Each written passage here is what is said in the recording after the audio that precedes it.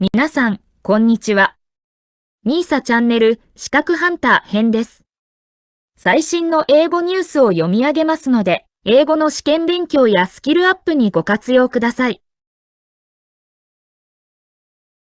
U.S. warns Russia over potential war crimes in Ukraine. March 10, 2022, 7:55 p.m.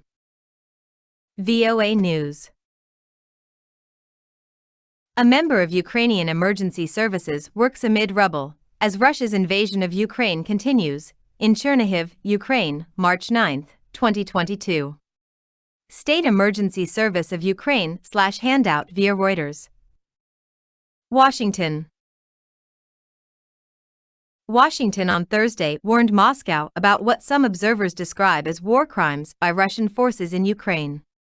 U.S. officials say Russia is turning to a strategy of laying waste to population centers in Ukraine, as high-level talks between the warring parties made no progress.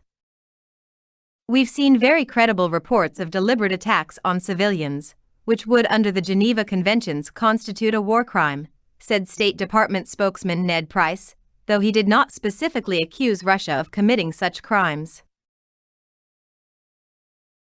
Russian President Vladimir Putin's plan to quickly capture Ukraine, it is clear now, has failed, Price said of the two-week-old invasion. So, he is now turning to a strategy of laying waste to population centers to try to break the will of the people of Ukraine, something he will not be able to do. Russia has denied targeting civilians in its invasion of Ukraine.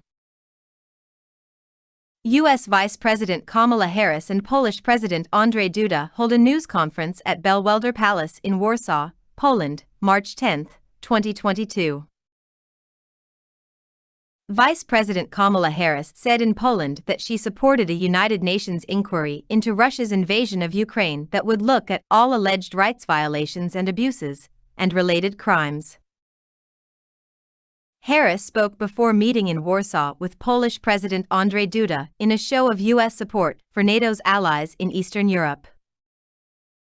Absolutely, there should be an investigation, and we should all be watching, she said.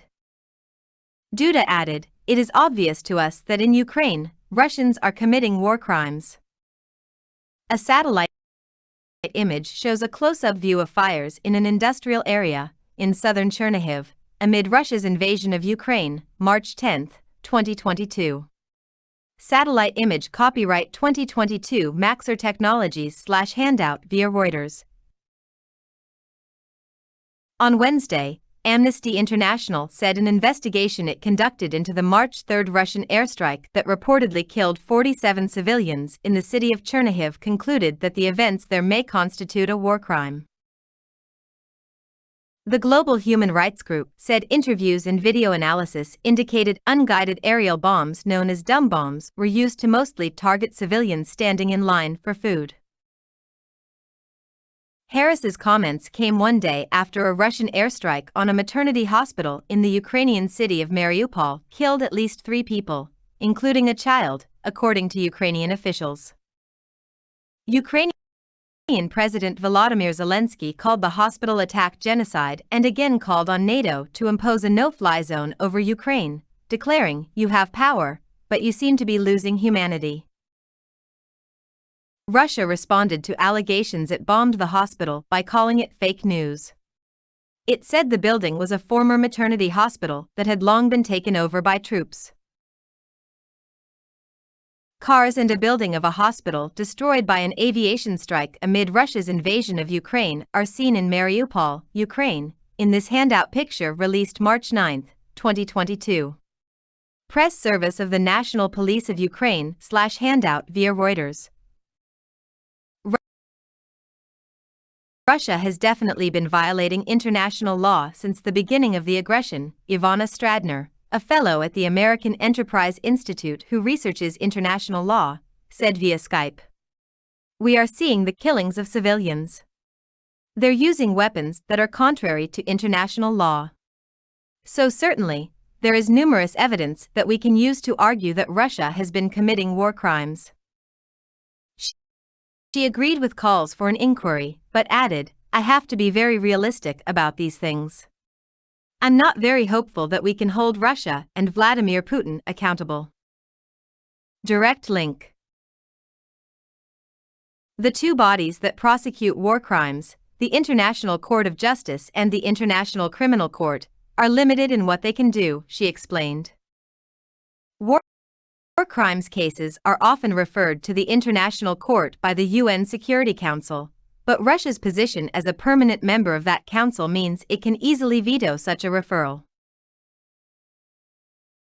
Furthermore, Russia, Ukraine and the United States are not signatories to the statute that established the International Criminal Court, though Ukraine has accepted its jurisdiction.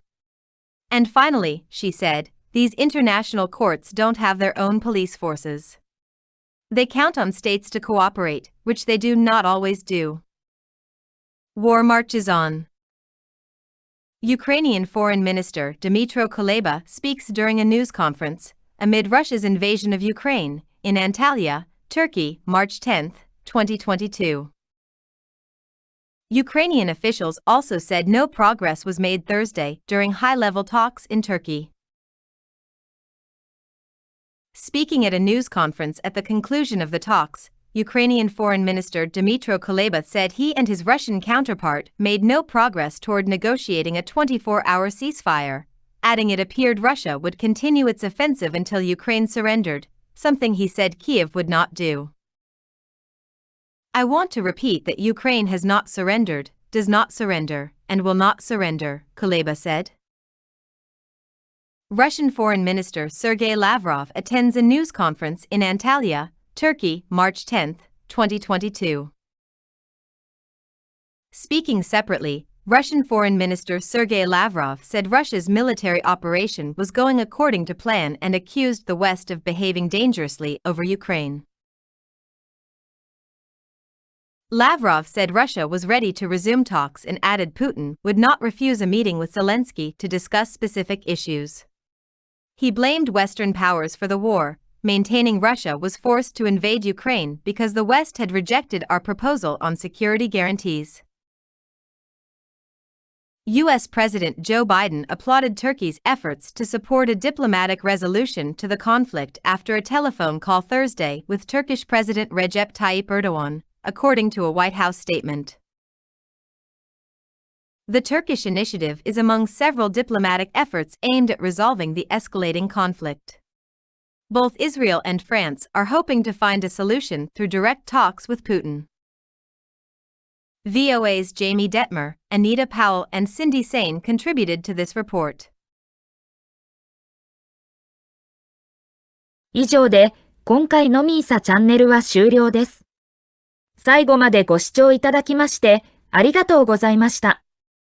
よろしければ高評価とチャンネル登録をよろしくお願いします。